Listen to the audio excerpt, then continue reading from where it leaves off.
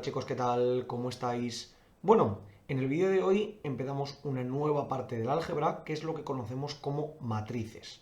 Vamos a definir lo que es una matriz, ver qué características tiene y más adelante veremos qué aplicaciones podemos darle.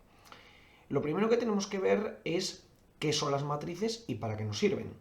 Pues una matriz no deja de ser más que un conjunto de números ordenados en filas y columnas. Y normalmente se suele representar con una letra cualquiera, que solemos poner, por ejemplo, la A, y diríamos que esto es igual a los diferentes elementos que yo voy a colocar a lo largo de las sucesivas filas y de las sucesivas columnas. ¿Ok? Una cosa importante que hemos de tener en cuenta es que una matriz tiene unas dimensiones. ¿A qué nos referimos con dimensiones? Nos referimos con el número de filas y el número de columnas que tiene esa matriz.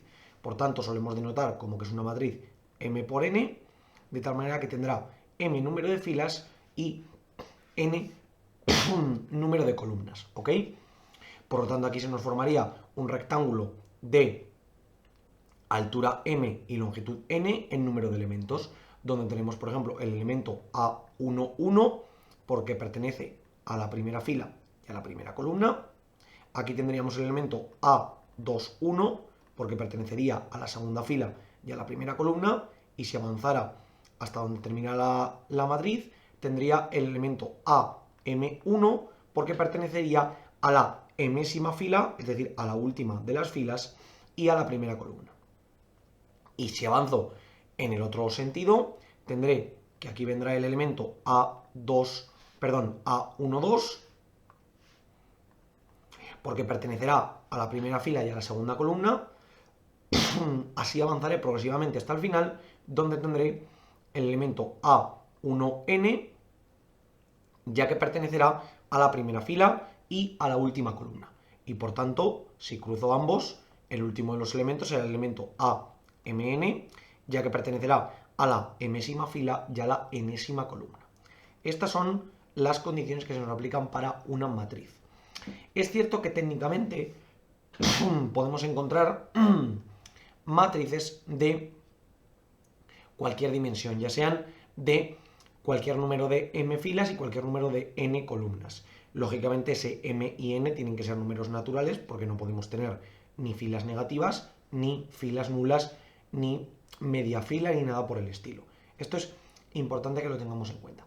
Pero es verdad que normalmente nosotros vamos a trabajar en la mayoría de las ocasiones con matrices de orden 3×3.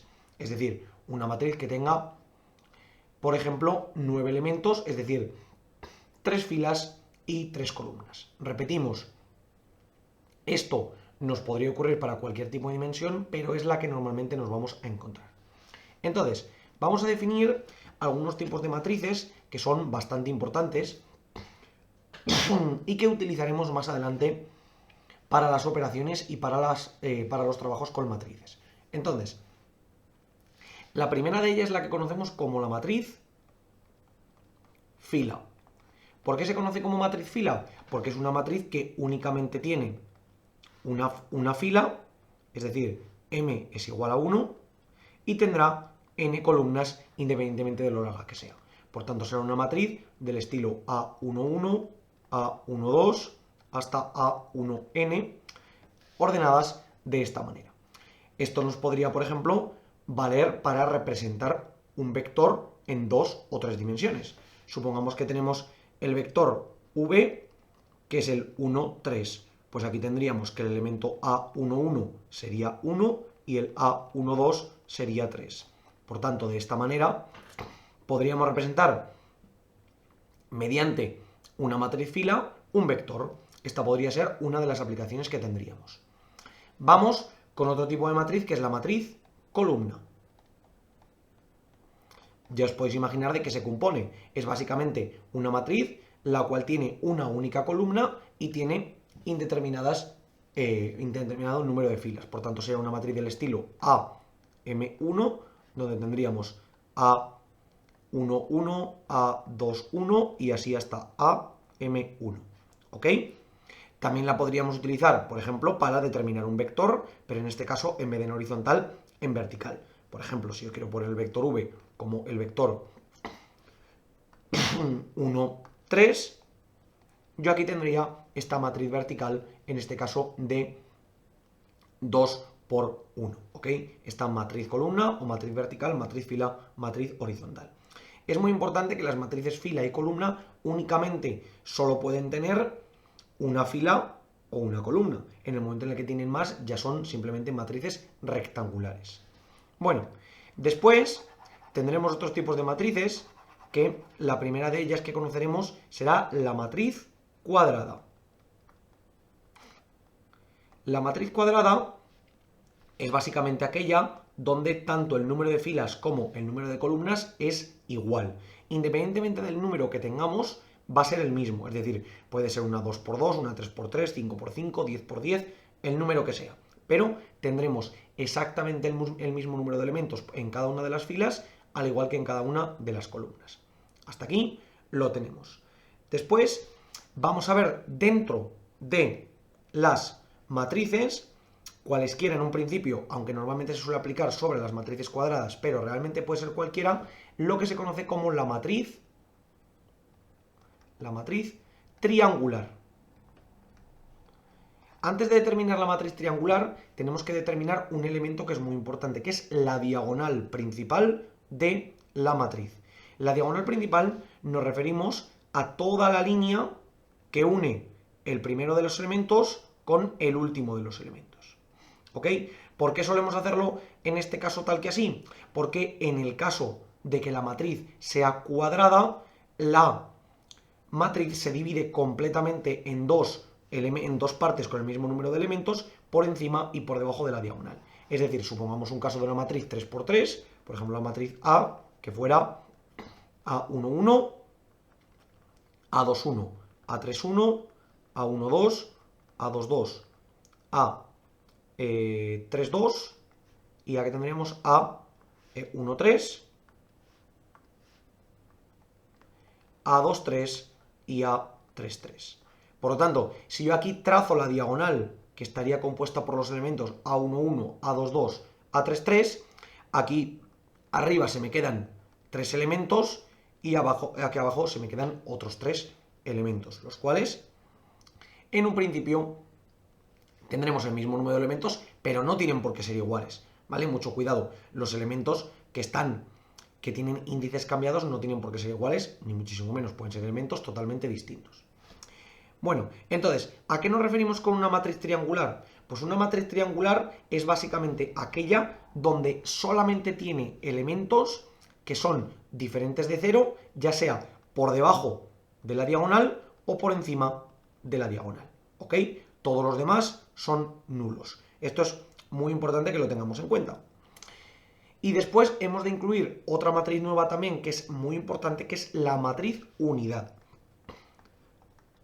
La matriz unidad, que también se le conoce como la matriz identidad y se representa con una I doble, viene a ser una matriz donde solamente la diagonal es diferente de cero y además son todo unos, ¿ok? Entonces es muy importante que tengamos en cuenta esta matriz unidad. Tendríamos primero la matriz diagonal,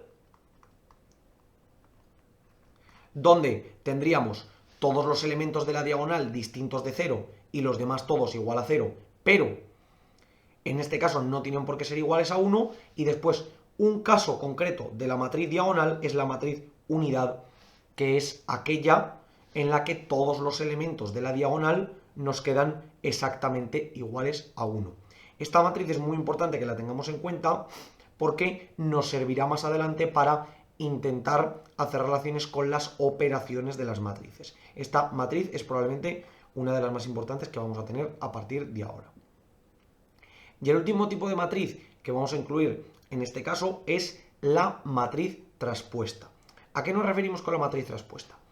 Si suponemos que en este caso tenemos aquí esta matriz A que hemos definido con los elementos A11, A12, A13 y demás, la matriz traspuesta sería aquella matriz que con respecto a la diagonal principal, porque recordemos que esta es la diagonal principal y aquí tendríamos otra diagonal, que esta se conoce como diagonal secundaria, que normalmente no se utiliza mucho, pero por lo menos la introducimos.